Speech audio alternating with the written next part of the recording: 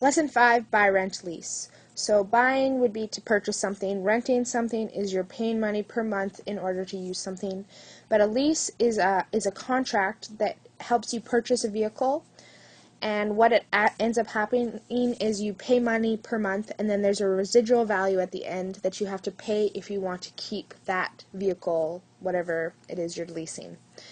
Another couple things that we need to know are equity is the difference between the value of an item and the amount still owing on it. So it's very much like residual value. And an asset is something that you own that is used to calculate part of your property. So when you're trying to get a loan, say from a bank, you have assets that are added to how much money you have. So example 1, Lois Lane has decided to lease a vehicle with the following conditions. The term is 4 years, the monthly payments are $388.94.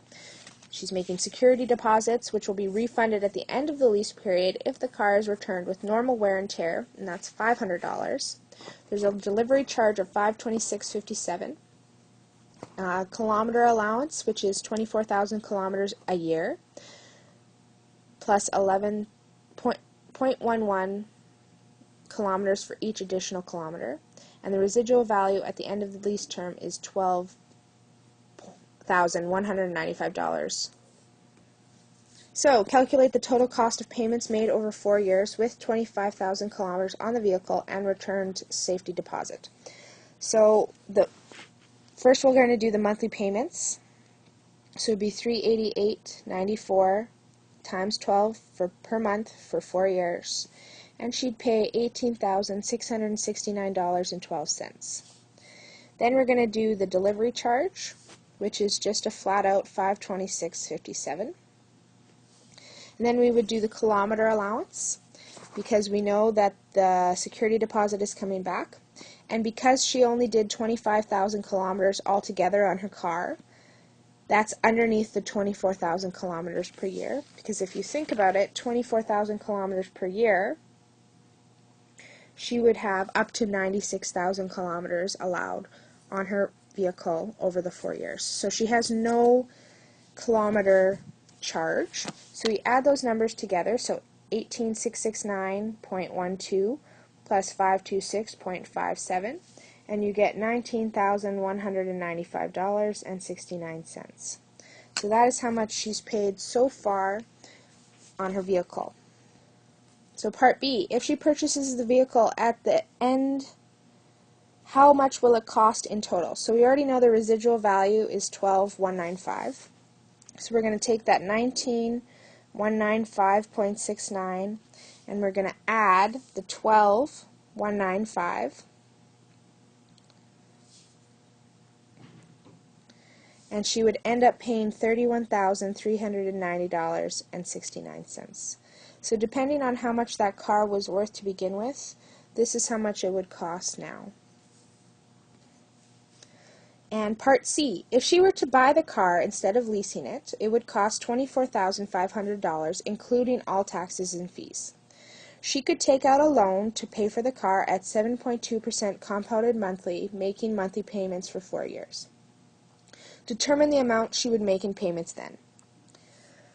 So we will be using the financial calculator because it is monthly payments. So we have our N, IY, present value, payment, future value, payments per year, compounds per year. So she's going to be making monthly payments for 4 years, so 12 times 4, which is 48. Her interest rate per year is 7.2. Her present value is $24,500. We don't know her payment amount, but we want her future value to be 0. The payments per year are 12, and it's compounded monthly, so CY is 12. So we're going to type this into our calculator. So we're going to start with typing 48N. So 48, then our N value. Then we're going to type in 7.2 and our IY button. So 7.2 IY. Then we're going to type 24,500, and this is our present value. So 24,500 present value. Then we're going to type in our future value, so 0 FV. So 0 FV. Now we need to get to PY and CY, so we're going to push second function up. IY. I don't know why I said up. Now we're going to hit in 12 and then enter.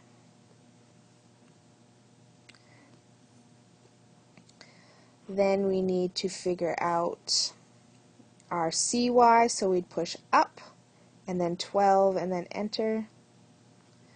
So up, 12, enter.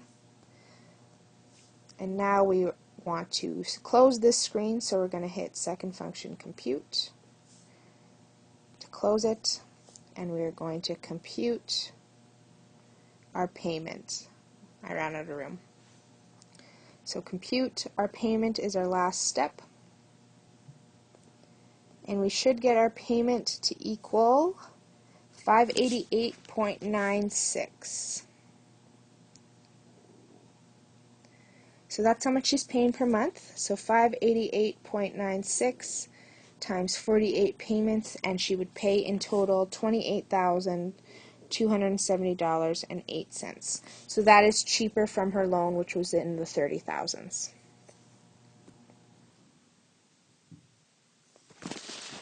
All right, Clark Kent needs a vehicle for work on average 12 days a month in a year. He has been renting a vehicle when he needs it. He's checking to see if other options are cheaper and if there's a more economic choice. And he's considering the following options. So we'll do first, lease the vehicle. It requires a $4,000 down payment and lease payments of $380 per month. He needs insurance, which is $1,220 each year, which he could pay monthly, and he'd have to have repairs and maintenance on average of $50 each month. This is a 4-year lease, and he would have no equity in the vehicle at the end of the term, since the car would belong to the leasing company. So we're going to add up all of his payments. So first we're going to do his down payment. Down payment, let's write it all out. And that would be $4,000. Next we would do his monthly payments. And his monthly payments would be, he's doing 12 payments a year for 4 years, which is 48. So we'd take 48 times the $380 per month, and it's $18,240 altogether. Next, he's paying his insurance, and over the 4 years, he's paying $1,220. So 4 times 1220 is 4,880. And lastly, he's paying his maintenance. And his maintenance is for 48 months for $50. Which is going to be $2,400. So altogether for 4 years, he's going to end up spending, add these numbers together, $29,520. And if we want to find his monthly payment, we would divide this by 48, and per month he's paying $615. So again, at the end, he does not have any equity because he doesn't own this vehicle, the leasing company does.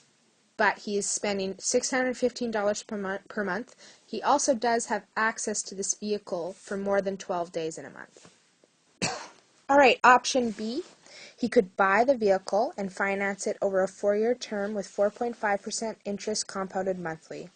He would have the same insurance, repair, and maintenance cost. However, at the end he would consider it an asset because he owns this.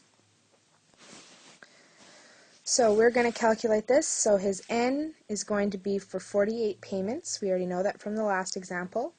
The interest rate per year is 4.5. The present value is $32,800. We don't know the payment amount, but we know the future value is 0. The payments per year is 12, and the compounds per year is 12. So pause the video, type this all into your calculator. You should get your payments to equal $747.95. So that's per month. So we're going to take the 747.95, we're going to times it by 48, and he would end up paying $35,901.60 over the 4 years. He would also have to pay the $4,880 for the insurance and the $2,400 for maintenance. So altogether, he would be spending $43,181.60 over the 4 years. When we divide this by 48, it's $899.62. So it is a higher rate per month, but there are some things to consider about this. First thing to consider would be that he is owning this vehicle at the end, so it is his, and it would be considered an asset. Another thing is if he needs this vehicle for more than 5 years, after 5 years, he's no longer going to have to pay the monthly payments because he owns the vehicle. He's only going to have to pay the insurance and the maintenance costs. So his insurance costs would be $1,220 divided by 12, which is $101.67, plus the $50 per month for maintenance. So he'd only end up paying $151.67. So after 4 years, his monthly payments would go from $899 to $151, and he'd own the vehicle. The last option is that he could just continue to rent the vehicle at $49.99 per day plus tax with unlimited kilometers. So we're going to say this is in Saskatchewan right now, so we take $4.99 and we're going to times it by 1.10 for tax. There's 10% tax, and he'd be spending $54.89 per month. So that's $54.89 times the 12 days he needs it per month, so times 12, which is $658.68. So that's how much he'd end up paying per month. So this is more expensive than leasing the vehicle per month. In my head, leasing and renting are very similar. You don't get anything out of the end. You're just putting the money in and not getting anything in return. But this is the cheaper option would be to lease the vehicle. The most economic decision would be to buy the vehicle. And just for a heads up, how much he'd spend over the course of 4 years is we take this and times it by the 48 payments. And he would end up spending $31,616.64. So that's how much he'd end up spending just to travel to work over 4 years.